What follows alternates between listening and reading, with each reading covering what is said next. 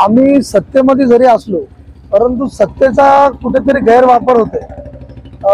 अजितदादांनी जे काही निर्णय दिलेले आहेत किंवा रमाई घरकुल योजना ही खूप छान योजना आहे, परंतु यामध्ये संबंधित काही अधिकारी जे आहेत ते भ्रष्टाचार करतात। कारण की वरती शासन जरी चांगलं असलं पण त्याला राबवणारे व्यवस्थित नाही ना, त्याच्यामुळे आमचा रोष असा आहे की संबंधित जे अधिकारी आहेत ज्यांनी याच्यामध्ये भ्रष्टाचार केलेला आहे, त्यामध्ये सीमा कन्स्ट्रक्शन नावाची जी एजन्सी आहे त्यांचे सगळे पुरावे कमीत कमी 1000-1200 आमच्याकडे पुरावे आहेत त्यांचे।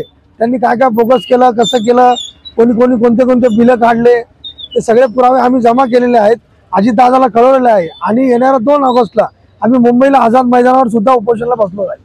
आणि तसं आम्ही अजितदादाला पण फॅक्सद्वारे कळवलेलं आहे।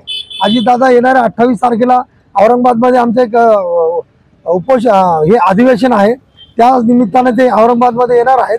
तेव्हा सुद्धा आम्ही त्यांना हे त्यांच्या कानावर घालू आणि जे गोरगरीब लोक आहेत खरोखर ज्यांना गरज आहे अशा लोकांना यांचा लाभ मिळाला पाहिजे, अशी आमचे प्रांजळपणे आणि निस्वार्थपणे अशी आमची मागणी आहे। हॅलो, मी विजया दाभाडे, राष्ट्रवादीची महिला आघाडीची जिल्हा अध्यक्ष आहे सामाजिक न्याय विभागाची। आणि रमेश हिवराळ्यांनी हे जे मोठं कार्य हाती घेतलेलं आहे, गोरगरिबांपर्यंत ज्या स्कीम पोहोचवायला पाहिजे, त्यांचा जो फायदा व्हायला पाहिजे तो होत नाहीये। संपूर्ण भ्रष्टाचार होतोय, मोठ्या प्रमाणावर भ्रष्टाचार झालेला आहे।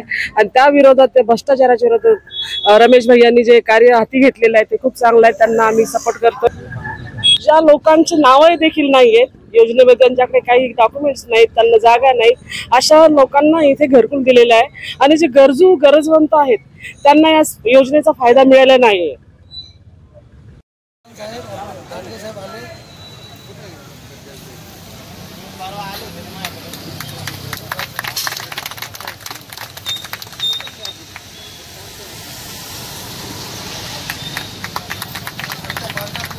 झालेले आहेत त्याबद्दल आम्ही सर्वांचा आभार.